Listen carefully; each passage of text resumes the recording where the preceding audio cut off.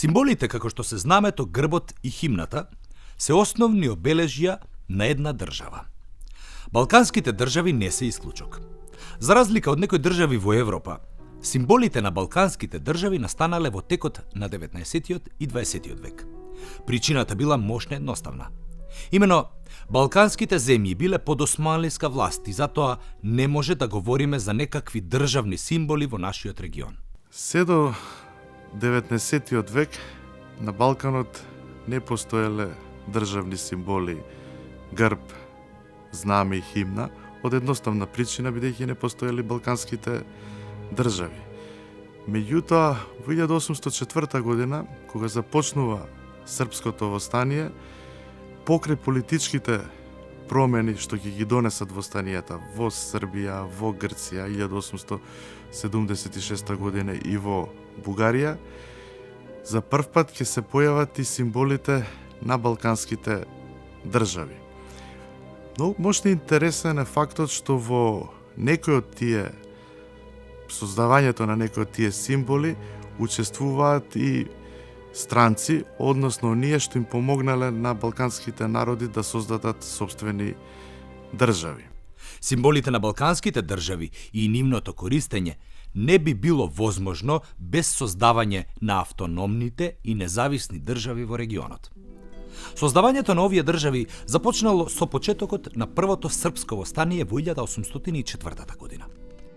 Ова востание било задушено во 1813 година, но по само 2 години во Шумадија избил нов бунт кој довел до создавање на автономна српска држава во 1830 година. На крајниот југ на Балканот, во Пелопонес во 1821 година започнало едно востание кое во 1830 година довело до создавање на првата православна христијанска независна држава на Балканот – Кралството Грција. Скоро половина век подоцна, како резултат на руско-османлиската војна, на политичката карта на Балканот се појавила уште една православна држава со автономен статус – Кнежевството Бугарија. Последната држава во регионот која добила своји символи била Албанија. Причината за тоа била доцната појава на албанската држава во однос на останатите во регионот. Албанија, како независна држава на политичката карта на Балканот, се појавила во 1913 година, иако албанските дејци независноста ја прогласиле во ноември 1912 година. Слично како и со создавањето на српската, грчката и бугарската држава, и Албанија била создадена со помош на големите сили, поточно Австро-Унгарија и Италија. Овие држави настанале како резултат на востанија и странска интервенција. Кога се во прашање востанијата, треба да се забележи дека во нив востаниците или бунтовниците користеле разни знамиња на кои имало разни символи со цел да се покаже желбата за создавање на држава. Некои од овие символи подоцна може да ги забележиме во знамињата и грбовите на државите. Самите символи за време на востанијата имале своја одредена порака. Така, например, кога е во прашање грчкиот символ, кој го имаме и денес на знамето и на грбот, крстот за време на востанието против османлиската држава, се користел со цел да се покаже дека борбата која била водена била борба на христијаните против муслиманите. Грција била првата независна држава на Балканот. Својата независност ја добила во 1830 година, а првиот службен грб на новата држава бил донесен во 1833 година. Веднаш по договорот за избор на Отон за нов грчки крал, започнале подготовките за негово доаѓање во земјата. Во таа нова насока започнало и разгледувањето на можноста од избор на грб на новата грчка држава. Така, во мај 1832 година бил направен еден предлог како би изгледал државниот грб на Грција. Меѓутоа, тој не бил прифатен од оние кои биле задолжени за одобрување на државните символи. Работата сепак не застанала тука. Набрзо се појавил еден предлог на Фридрих Тирш, но и тој не добил одобрување. На почетокот на септември 1832 година, со решение на баварскиот крал Лудвиг I, кој бил татко на првиот грчки монарх, било решено на грбот на новата држава да има феникс кој седи на оган. Фениксот требал да има штит со 21 синобел ромб кои ја представувале Баварија, поточно нејзината династија од каде бил првиот грчки крал. Но и овој предлог имал краток век. Неколку дена подоцна баварскиот министер за надворешни работи му дал наредба на председателот на Баварската академија на уметностите за изработка на нов грб. И кога сите помислиле дека работата со грбот ќе се заврши, од Грција стигнале некои информации кои од корен го смениле изгледот на еден од државните символи. Фениксот, кој требал да се најде на грбот, бил отстранет, бидејќи бил поврзуван со режимот на првиот председател на Грција, Јоанис Каподистрија. Па така се барало ново решение. Конечно, било решено Грција да добие нов грб. Кога ќе го погледнеме првиот државен грб на Грција, веднаш забележуваме неколку интересни детали. Синиот штит со бел или сребрен крст воопшто не би го изненадил гледачот кога го гледа денешното знаме на нашиот јужен сосед. Сепак, на средината од крстот може да го забележиме синобелиот символ на Баварија, а од левата и десната страна по еден златен лав како штитодржачи.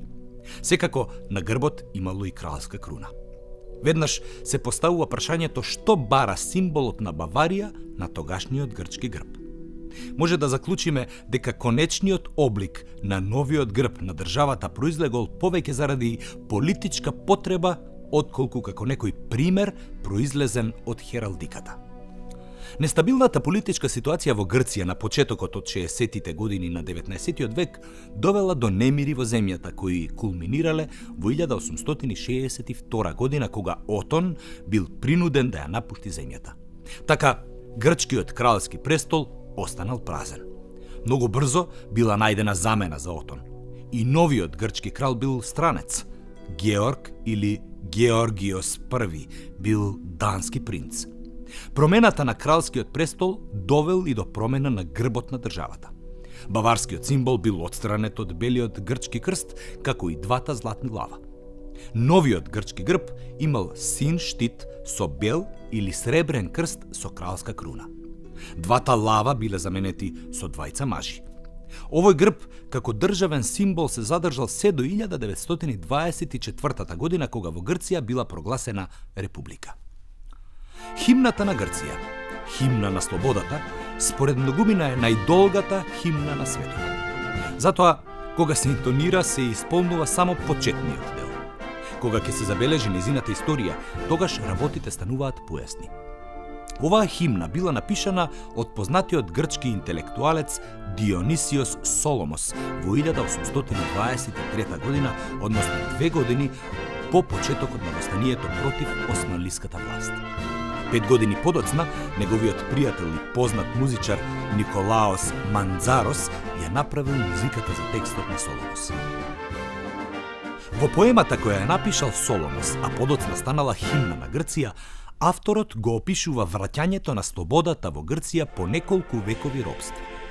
Во текстот Соломос запишал повеќе постигнувања на грчките востаници од 1821 година до 1823 година. Соломос опишува како слободата исчезнала од Грција, како се обидувала да се врати дома и како конечно победува, односно како ги протерува турците. Тој ја напишал песната за 1 месец. Инаку, текстот од песната бил преведен на повеќе европски јазици. Соломос, кој станал автор на текстот на грчката химна, бил роден на островот Закинтос, кој бил дел од Венецијанската република. Интересно е да се напомене дека неговото образование не било на грчки, туку на италијански јазик. Тој дел од своето образование го завршил во Кремона и во Падова. Во 1880 година тој се вратил на Закинтос и започнал да пишува поезија на грчки јазик под влијание на разни револуционерни идеи. По создавањето на грчката држава било логично таа да добие своја химна. Кралот Отон го признал делото на Соломос, но не го прифатил како национална химна. Отон повеќе сакал да го слуша преводот на баварската химна. Во 1857 година Дионисиос Соломос починал, а 5 години подоцна Отон бил соборен од престолот. Доаѓањето на новиот грчки крал Георгиос на кралскиот престол го отворил патот за нова државна химна. Така, во 1864 година Георгиос ја прифатил химната за слободата од Соломос за официјална грчка химна. Таа и денес е национална химна на Република Грција.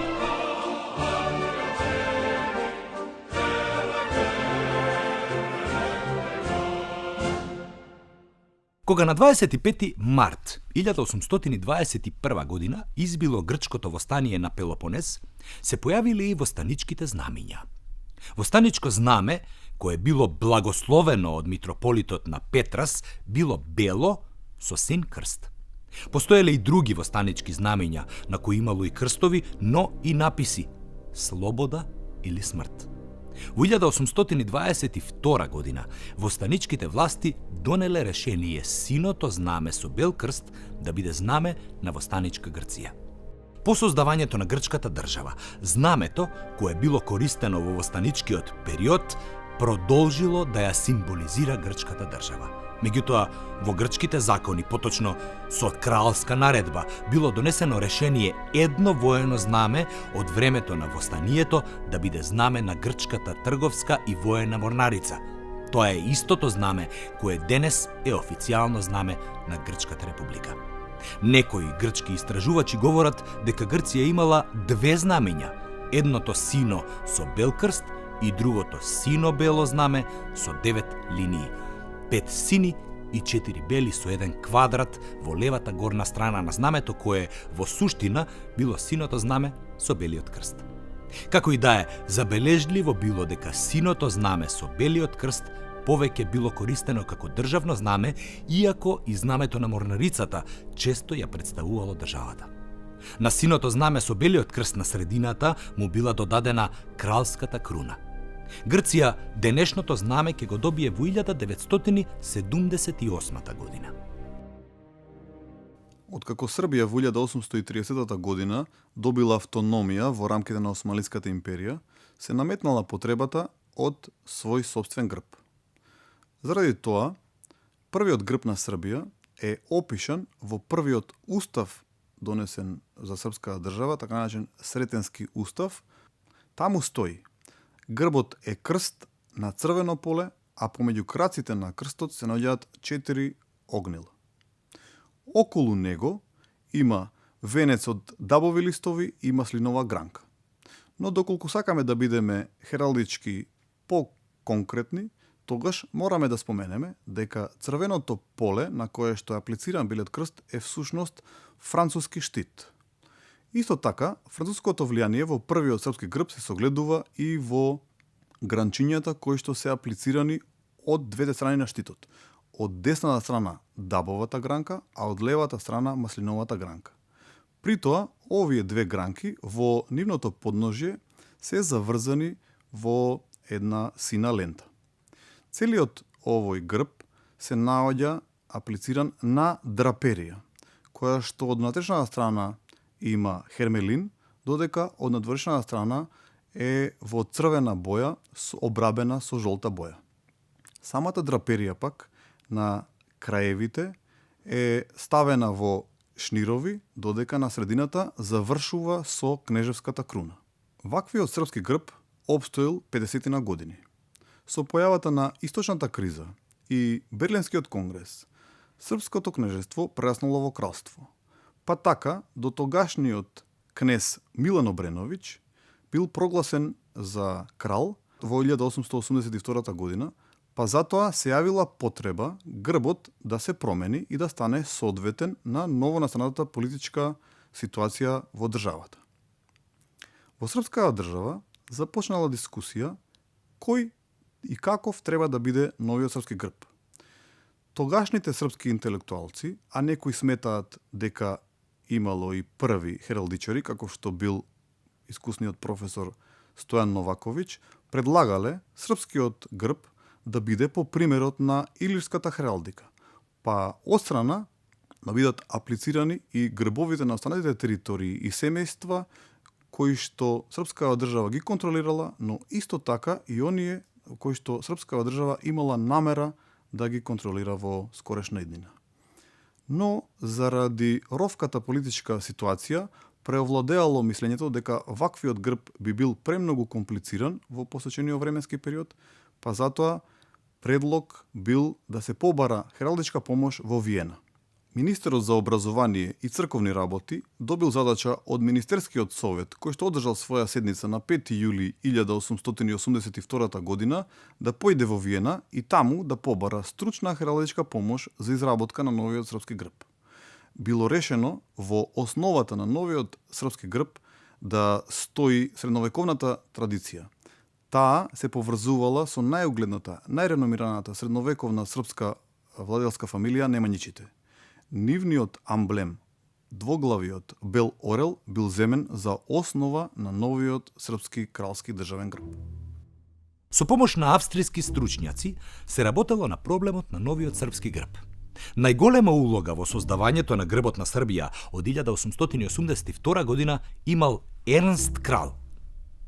Тој ја изработил основата на новиот српски грб. На орелот бил вметнат црвен штит со крст и 4 огнила во секој агол. Под секоја канџа на орелот имало по еден кринов цвет. Овој грб останал во употреба се до создавањето на кралството на србите, хрватите и словенците на 1 декември 1918 година. Мајскиот преврат во 1903 година, кога дошло до промена на династиите во земјата, односно на местото на Александар Обреновиќ дошол Петар I Караџорџевиќ, предизвикал лавина на барања за промена на се што асоцира на династијата Обреновиќ. Грбот не бил имун од таквите барања. Со тек на времето, тие барања заслабнале. Сепак, проучувачите на српската хералдика забележуваат мала промена на грбот. Некои од нив забележале дека круната на српскиот грб, по доаѓањето на Петар I Караџорџевиќ на српскиот кралски престол, одстапувала во однос на тоа што го направил крал. Меѓутоа, не може да се говори за промена на српскиот грб. Самиот крал Петар бил против промени на нешто што веќе било прифатено, а ја представувало Србија. Грбот на кралството Србија од 1882 година бил во официјална употреба се до 1 декември 1918 година, односно до создавањето на кралството на србите, хрватите и словенците. Денешниот грб на Република Србија е скоро ист со оној од 1882 година. Државната заедница СР Југославија во 2001 година се трансформира во заедница Србија-Црнагора, која се распадна по прогласувањето на црногорската независност во 2006 година. Тоа наметна и носење закон за државните символи на српската држава, која за прв пат по 1918 година повторно стана самостојна. Конечно, во 2009 година беше донесен закон за изгледот и употребата на грбот, знамето и химната на Република Србија. Така, грбот од 1882 година со мали измени, повторно сега со закон стана грб на српската држава, која за разлика од споменатата година сега е република, а не монархија. Кралските обележја на денешниот српски грб се поврзани со традицијата, но не и со државното уредување. Создавањето на српската држава значило и потреба од користење на едно знаме кое би ја представувало оваа нова држава. Иако Србија првично не била независна, сепак автономниот статус и овозможувал да има свое знаме, нешто што пак од друга страна османлиите се обидувале на секој начин да го спречат. Употребата на српското знаме било и тема на еден проект Устав на Србија од 1820 година. Тогаш, тие што го правеле овој проект Устав, напишале и дел кој се однесувал на слободната трговија на копно и на вода под српско знаме. На тој начин се сакало на еден заобиколен начин, преку неутрална одредба за трговија, да се означи постоењето на српското знаме кое, барем според изворите и мислењата на стручњаците, се уште не постоело ниту во најопшти црти. Меѓутоа, српскиот покровител Русија не дозволила во оваа фаза да се говори за српско знаме со цел да не се провоцираат османлиите. Прашањето на знамето и боите на истото. За прв пат се прави обид за решавање во 1835 година, кога бил донесен првиот српски устав, така наречениот Сретенски устав. Тогаш во уставот било запишано дека боите на српското знаме биле црвена, бела и темно сина. Меѓутоа, овој распоред на боите на знамето изгледа не биле прифатени од страна на османлиската влада, која можела да интервенира во српските внатрешни работи. На сцена стапил српскиот кнез Милош Обреновиќ, кој и така многу не го сакал уставот, кога го сметал за премногу либерален. Тој го посетил Истанбул, каде водел разговори за потребата од посебно српско знаме. Милош, иако неписмен, бил вешт преговарач.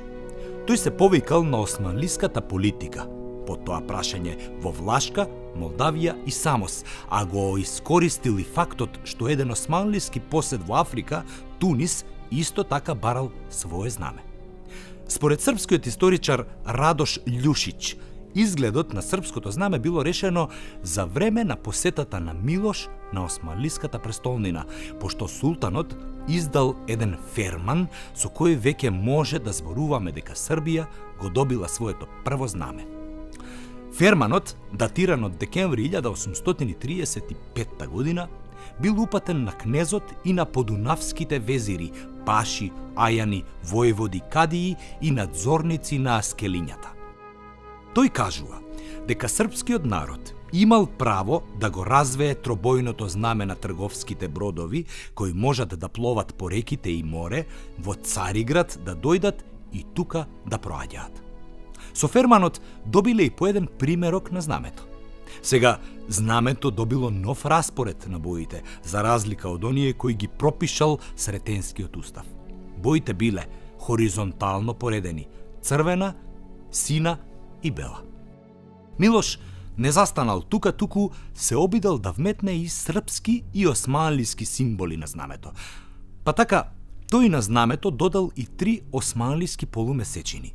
Тоа сепак не бил и конечниот изглед на српското знаме во овој период. Во јануари 1839 година, султанот Махмуд II издал еден ферман за поправање на српското знаме. Според овој ферман, српското знаме требало да има 3 бои црвена, сина и бела. Во левиот горен агол на црвената боја од знамето требало да има 4 четириаголни звезди, додека на сината боја требал да биде вметнат српскиот грб. На тој начин, конечно се добиваат боите на српското знаме кои ги имаме до денес. Интересно е да се забележи дека во уставот на кнежевството Србија од 1869 година нема никакви членови кои говорат за постоење на српско знаме, ниту пак на грб. Независноста на Србија со решението на Берлинскиот конгрес од 13 јули 1878 година овозможило Србија и официјално да има свое знаме. Така, во уставот од 1888 година било забележано дека националните бои на Србија биле црвената, сината и белата. Истото можеме да го прочитаме и во уставите од 1901 и 1903 година. Појавувањето и прифаќањето на Боже правде за српска државна химна има интересна историја. По убиството на кнезот Михаел Обреновиќ, на српскиот кнежевски престол дошол неговиот малолетен внук Милан. Затоа со државата до неговата полнолетност раководел регентски совет. Милан бил познат по својот темперамент. Тој едва и чекал да стане полнолетен и да го преземе водењето на Србија, а пред се да се ослободи од стегите на регентите. Во Белград во тоа време дошол еден војводински србин, Јован Ѓорѓевиќ. Тој бил книжевник, критичар, философ и човек кој бил голем приврзаник на српската национална идеја, но и на монархијата. Во 1868 година Ѓорѓевиќ стигнал во Белград и станал управник на Народниот театар во српската престолнина. На 10. август 1872 година требало да се одржи прослава за полнолетството на кнезот. Милан ништо не оставил на случајноста, бидејќи не само што станувал полнолетен, туку со тој чин се ослободил од регентството. Затоа младиот српски монарх му се обратил на Јован Ѓорѓевиќ да направи една театарска представа, во која низ еден краток преглед би се покажала крвавата српска историја и би се воздигнувала неговата династија. Ѓорѓевиќ, кој бил и славолюбив, се нафатил да направи една таква представа. Тој ја создал представата Маркова сабја, која била изведена пред белградската публика по повод денот на полнолетството на кнезот. На завршната сцена, покрај кралот Марко, на сцената се појавила и вилата Равијоила, за да го најави хорот кој веднаш потоа ја запеал песната Боже правде. Во песната се велича Србија, српскиот род и српскиот крал. Оваа песна многу му се допаднала на кнезот Милан, но и на присутните. Таа била искористена како официјална песна при прогласувањето на Србија за кралство во 1882 година. Потоа, веќе може да се каже дека станала и државна химна на кралството Србија. Инаку, музиката за оваа песна била на словенецот Даворин Јенк. Мајскиот преврат и соборувањето на династијата Обреновиќ и доаѓањето на Петар Караѓорđević на српскиот кралски престол ја довел во прашање изведбата на Боже правде како српска химна. Имено, многумина сметаат дека новиот српски крал сакал да ја замени оваа химна со друга. Ако се има предвид како и зошто настанала песната Боже правде, тогаш била јасна намерата на Петар да ја смени оваа српска химна со друга. Биле распишани неколку конкурси за нова српска химна, но ниту една не му се допаднала на кралот. Конечно, во 1909 година, по повод 65 години од раѓањето, кралот Петар решил оваа песна да остане српска химна со одредени промени на крајот од текстот. Оваа песна денес е официјална химна на Република Србија со одредени корекции во текстот. Имено, согласно со уредувањето на Србија во песната, денес не можеме да ги сретнеме зборовите кои се однесувале на српскиот монарх.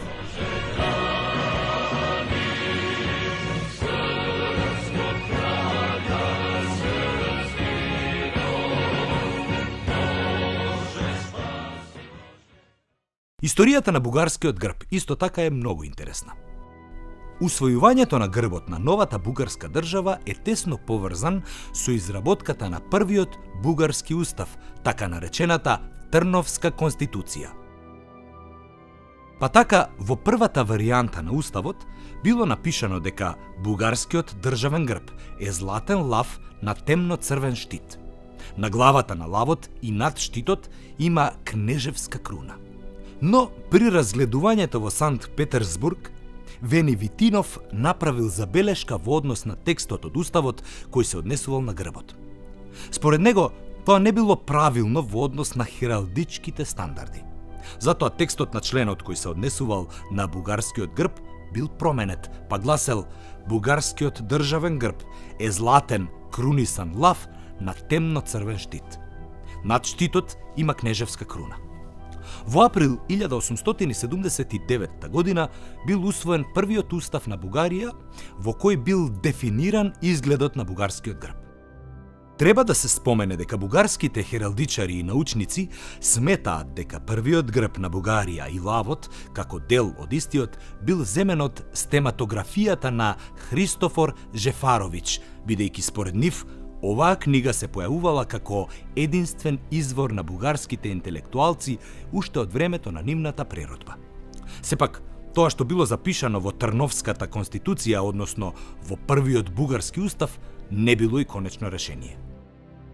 Според некои размислувања, во соседна Бугарија, кон грбот била додадена и мантија на која бил вметнат штитото од грб и круната, но и два лава како штитоносци. Па така, во државата постоел така наречен голем и така наречен мал грб. Бугарскиот државен грб со тек на времето преживеал известни промени, кои се условени од политичката ситуација во Бугарија и воопшто од развојот на бугарската држава.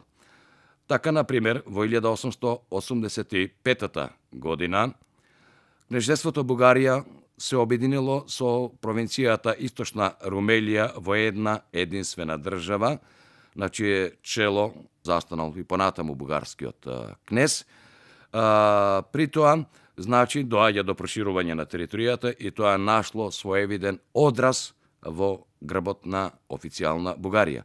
Во таа смисла, кон грбот е додадена уште една лента на која што е испишено обединувањето ја прави силата. Всушност, тоа е парола која што и денес стои на бугарскиот парламент. По обединувањето на Бугарија во 1886 година се случил уште еден настан кој имал големо влијание на тамошниот развој на земјата. Тогаш проруските кругови во земјата го собориле кнезот Александар Батенберг. Земјата влегла во длабока криза, која на крај завршила со абдикација на првиот кнез на автономна Бугарија. Наскоро на престолот во Софија седнал Фердинанд Саксобурготски. Овие настани предизвикале и мала промена во бугарскиот државен символ. Со тек на времето, со оглед на политичките амбиции на кнежеството Бугарија, кој што се уште имало автономен статус во османлиската држава, извршена уште една дополнителна корекција, имено во 1907 година, со оглед на амбициите на Бугарија да стане напълно независна држава, кон грбот е извршена уште една промена, а таа е навидум не толку очигледна за обичниот човек, но суштински го менува карактерот на грбот. Така што на постојниот грб постојната кнежевска круна е заменета со царска круна. И навистина набрзо потоа, следната година, искористувајќи ситуацијата во османската држава со прогласувањето на Младотурската револуција, Бугарија и официјално станала независна држава, а овој символ ќе остане таков се до 1947 година. Создавањето на современата бугарска држава значело и потреба од создавање и усвојување на едно знаме кое ќе биде еден од символите на државата. Прашањето за знамето било отворено за време на изработката на првиот бугарски устав. Постоела одредена дискусија како треба да изгледа знамето на новата држава и од каде да се земе основата за истото. Па така, била забележана дискусијата на Константин Стоилов, во која тој побарал од бугарските научници да дадат објаснување околу прашањето за знамето и боите на него. Иако некои политичари како Петко Каравелов биле против знаме со 3 бои, бидејќи тие немале историско значење за бугарите. Размислувањата на Каравелов не биле точни. Кај бугарските револуционери во периодот пред создавањето на бугарската држава може да забележиме знамења со 3 бои. Точно е дека боите не биле исти и нивниот распоред бил различен, но тврдењето дека тробојното знаме нема историско значење било претерано. Па така, на знамето на првата бугарска легија, формирана од страна на еден од најголемите бугарски револуционери, Ѓеорги Раковски, и тоа во српската престолнина во 1862 година, може да забележиме 3 бои на знамето. Горната боја е црвена, средната е бела, а долната сина. На средината има еден крст со ликот на Богородица, која го држи малиот Исус. Едно друго знаме на четата на Филип Тотју исто така покажува дека веќе тробојното знаме чекор по чекор се јавува помеѓу бугарските револуционери. Знамето има 3 бои: црвена, бела и зелена. На средината има грб со лав и круна. Во 1877 година во Браила, Романија, се појавува една со 3 бои: бела, зелена, црвена. На зелената боја забележуваме златен лав со надпис Бугарија. Ова се неколку примери кои покажуваат дека тробојното знаме веќе било забележано помеѓу бугарите. Сепак, и покрај ваквите размислувања, со усвојувањето на првиот бугарски устав било решено прашањето на изгледот на бугарското знаме. Таму, во членот 23 стоело: бугарското народно знаме е тробојно и се состои од бела, зелена и црвена боја кои се поставени хоризонтално. Така, било донесено решението за изгледот на бугарското знаме. Ова државно знаме нема да претрпи промени се до 1947 година. Првата химна на бугарската држава, популарниот марш Шуми Марица, Слично како и во случајот со српската и грчката химна, има интересна историја. Во Бугарија е прифатено гледиштето дека основа за првата национална химна бил еден германски воен марш, кога војниците маршираат низ градот. Исто така е прифатено дека авторот на првиот текст на бугарската химна бил Никола Живков, интелектуалец и учител. Интересно е дека тој самиот во едно писмо навел дека песната на германски воопшто не ја слушнал, туку бил заљубен во бугарската варијанта на германскиот марш. Песната се викала Слънце зорница. Авторот на оваа песна бил учителот Атанас Границки, кој во периодот од 1859 до 1862 година бил на служба во Шумен. За време на престојот во овој бугарски град, тој го слушнал германскиот марш, кој многу му се допаднал и во исто време бил многу популарен во градот. Како резултат на тоа, Границки ја напишал Слънце зорница. Всушност, таа песна ја слушнал Никола Живков, а тоа бил и мотивот да ја напише Шуми Марица.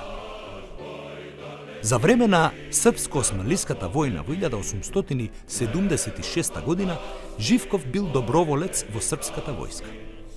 Таму тој се запознал со рускиот генерал Чернајев и воодушевен од него ја напишал оваа песна, која станала борбен марш.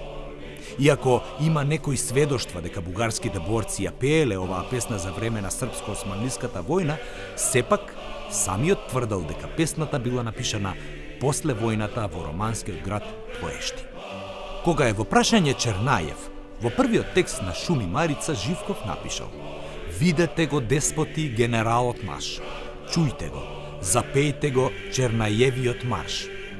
Подоцна, кога Шуми Марица ќе стане официјална химна на Бугарија, од текстот е избришано името на Чернајев. Но како стана Шуми Марица бугарска химна? Иронијата на историјата била голема. Авторот на првиот текст на Шуми Марица мотивот за пишување на маршот го добил во Србија, каде се борел како доброволец против османлиската војска. Меѓутоа, во 1885 година, како резултат на српската реакција на обединувањето на кнежевството Бугарија со автономната област Источна Румелија, избила војна помеѓу двата соседи, православни и дотогаш братски држави, независната Србија и автономната Бугарија. Маршот Шуми Марица бил масовно свирен и пеен од страна на бугарските војници. Тогаш било решено оваа песна да стане прва химна на кнежевството, подоцна и царство Бугарија. Текстот што ќе биде користен како химна на Бугарија се до 1947 година бил менуван, а конечниот бил напишан од страна на бугарскиот познат деец Иван Вазов. Последна од балканските држави што на самиот крај на османлиската доминација на Балканот добила своји символи била Албанија. Ова е многу логично бидејќи до самиот крај на османлиското владење на Балканот Албанија била дел од Османлиската империја. Меѓутоа, почетокот на Првата Балканска војна представувал солидна почва за албанските патриоти да ги засилат своите активности за создавање на независна албанска држава. Токму во тој контекст на 28 ноември 1912 година Исмаил Кемали во Валона ја прогласил албанската независност, при што го истакнал и албанското знаме. Прогласувањето на албанската независност и истакнувањето на албанското знаме, црн, двоглав орел на црвена основа, има интересна историја. Двоглавиот орел бил присутен на грбовите на позначајни албански семејства во средниот век. Музаки, Аранити, Кастриоти. Меѓутоа, османлиското освојување на Албанија ја прекинало веќе усвоената пракса за користење на грбови кај повидните семејства. Еден дел од албанците, заради османлиските освојувања, ги напуштил родните огништа и се населил во некои делови на денешна Република Италија. Овие албанци се познати како арбреши. Кај нив може да се забележи дека бил задржан споменот за Скендербек, а со тоа и за символот на семејството Кастриоти. Сосема е поинаков случајот на територијата на денешна Република Албанија. Така, Забележал американскиот историчар од албанско потекло Скенди, по смртта на Скендербек, исламот постепено придоби толку многу конвертити помеѓу жителите, така што во 19 век поголемиот дел од нив биле муслимани. Споменот за националниот херој почнал да бледнее и песните кои некогаш го славеа него и неговите соборци исчезнале. Меѓутоа, појавата на национализмот на Балканот и желбата за создавање на сопствена држава полека, но сигурно го вратиле името на Скендербек, а со тоа и символот на неговото семејство помеѓу албанците. Еден од најзаслужните за тоа бил албанскиот интелектуалец Фаик Коница. Тој за време на своите истражувања во европските библиотеки го открил повторно символот на семејството на Скендербек. Така, ни страниците на весникот Албанија, кој Коница го издавал во Брисел и во Лондон, тој го популаризирал името на Скендербек. Во 1909 година Коница ја напишал статијата «Албанија има автентично знаме», мислејќи на символот на семејството Кастриоти. Колкаво е значењето на Фаик Коница за денешното албанско знаме и грб, најдобро ни сведочат зборовите на Фан Ноли на погребот на Коница во 1942 година. Дозволете ми да додадам неколку зборови за албанското знаме. По смртта на Скендербек, Албанија, напуштена од европските сили, 4,5 века страдаше под османлискиот јарем. За време на овој период, знамето на Скендербек беше заборавено. Никој не знаеше за неговото постоење се додека еден млад истражувач не го ископа во библиотека во латинската биографија за Скендербек од Барлети.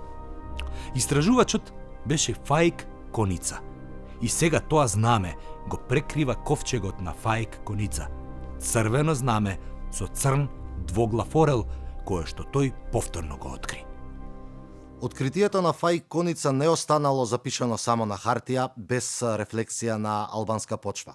Напротив, во периодот од 1910 до 1912 година корчанските бунтовници, исто како и скадарските бунтовници, го користеле токму овој символ црниот двоглав орел како свое знаме. Во 1913 година Албанија доби признавање од страна на големите сили, меѓутоа со тоа не беа комплетирани албанските символи. Во 1914 година веќе започна Првата светска војна, во која што спонзорите на албанската независност, Италија и Австро-Унгарија, се најдоа на спротивставени страни, па оттука комплетирањето на албанските символи мораше да чека на подобри времиња. Албанците не биле оставени до крајот на Првата светска војна да ја консолидираат новата држава. Двете држави кои помогнаа во создавањето на Албанија, Италија и Австро-Унгарија, во текот на Првата светска војна беа на различни страни. Државните символи на Албанија морале да почекаат подобри времиња. Овој краток преглед на промените на државните грбови на балканските земји, во овој случај на Грција, Бугарија, Албанија и на Србија, покажува како тие настанале. Постоењето на државите, поточно нивното создавање, наметнало потреба од државни символи.